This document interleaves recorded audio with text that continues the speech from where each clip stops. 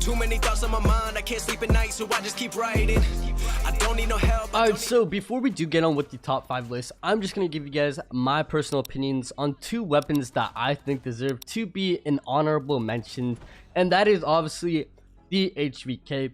Now, if you guys are unaware, the HVK did actually get a buff this season, and in this buff, it actually did increase the overall range damage with this weapon, and increased the chest / upper arm damage, and the large caliber ammo, which is the main course with this weapon, its range and damage also got adjusted, and the weapon itself will be able to 3 shots at any range or to the majority of the ranges. All you gotta do is hit twice at the head and 1 on the body, and basically it's done for.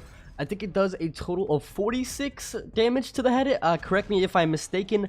But if you guys do want my setup, you guys can check out my previous video that I made on this weapon. Or you guys can just see this thing right here on the screen, which shows that I'm using the Tactical Suppressor, the MIP Light for the fast ADS time, the YKM Combat Stock for stability, the OWC Laser Tactical for the ADS time and BSA, and last but not least, obviously the main thing with this weapon, and that is obviously the large caliber MOA, which is the best part about this weapon, since it is not only good already, but with the recent buff it's gotten, it is even better.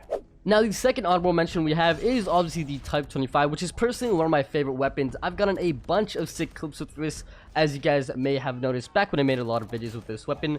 Now, this weapon right here has still managed to put itself as a viable weapon, even though there's been a lot of seasons with brand new weapons coming out. Now, with this weapon, if you guys do want attachments, it is up on the screen right now, or you guys can check out the other videos I've made. But it is obviously the Monolith Expressor, the RTC Steady Stock, the OWC Laser Tactical, the granular grip tape, and the 38 round extended mag, since the 42 mag did end up getting nerfed from the previous updates. Alright guys, now up on number 5, we obviously have the Mac 10. Now obviously at the time of this recording, the weapon is not yet unlocked. It is actually currently 7 o'clock, which means there's 1 hour left for this weapon to come out when the rank reset happens. But I want to make this video as soon as I could for you guys. So here is some training mode gameplay.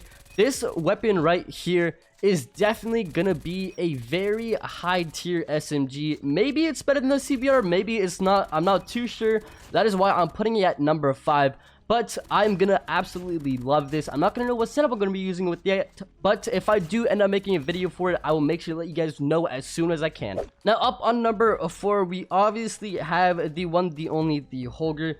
Now, the Holger right over here is probably been one of the best weapons, and probably one of the best weapons to actually last this long. I think I've heard about this weapon like a long time ago, and for some reason, I still always put it at my top 5 because of how much it dominates in both rank and competitive.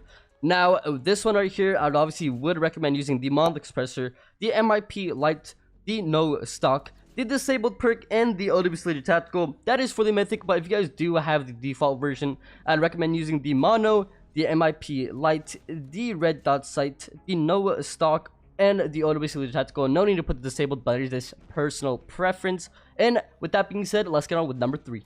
Now up on number 3, we obviously have the best SMG in this game currently, and that is obviously the CBR4. Now, me personally, like I mentioned before, I don't know if the Mac 10 or CBR4 is going to be better. I'm still curious to find out which one is which. But like I said, I will be making videos on it as soon as I can. But in my personal opinion, the CBR is definitely one of the best SMGs right now. Even when you compare it to the PPSH, the overall damage range and the mobility of itself with the weapon is overall better in every single aspect, no matter if it's damage, mobility, fire rate, accuracy, range, or even control, which is the recoil. So if you guys want the best setup for this, this is the one I would recommend using, and that is obviously the Monolith Expressor, the MIP Extended Light Barrel, the YKM Light Stock, the OWC Laser Tactical, and last but not least, the granular grip tape. Now up on number 2, we obviously have the M13, which was pretty obvious. This weapon right here is still standing as high as it can at its throne, and the reason for that is because it did not receive a single nerf, even though it was one of the most overused weapons comparing it to any other weapon such as the CBR, Holger, or even the Type 25. The only other weapon I saw being abused as well with this is obviously the Kilo, but we'll get to that in a second. Now the M13, like I said, did not receive a nerf like the Kilo did, but the Kilo only did receive a movement nerf, which means that the Kilo, in my opinion, is still somewhere on this list, but you guys obviously know which one it is. But I'm not going to sidetrack no more. The attachment that I would recommend using for this weapon is obviously the RTC silencer barrel, the nose stock, the codm selected tactical, the large extended mag B, and obviously the granite grip tape. Now this is a bit different than my usual classes, so if you guys want to see why I changed it, make sure to check out my videos on the M13. Last but not least, we obviously have the Kilo, which I probably hinted at it being number 1. Now, although it did receive a nerf in today's update, the only downside of this nerf is the fact that it did get reduced in its movement. Now, even though the weapon did get a nerf on its movement, the overall damage, recoil, accuracy, and everything else stood the same, which means the nerf was nothing but useless, making the weapon as powerful as it has been for the past 2 or 1 seasons. I don't know how long it's been, but you guys can still rock this with persistence and kinetic, and you guys can still win your games. So right here on the screen, I'm going to be giving you guys my setup, and that is obviously the monolith suppressor, the no stock, the codm selected tactical, the extended mag A, and the granite grip tape. And if you guys want to be even more toxic, you guys can switch out the granite grip tape and put the disabled perk if you guys are doing so in rank. But unfortunately, I can't do that since I do play competitive, and in competitive, the disabled perk is officially banned. Alright guys, so if you guys did enjoy my video on the top 5 best weapons of season 3, let me know what idea you guys want me to make next. Leave a like, leave a comment, make sure to hit that sub, and I'll see you guys in the next one.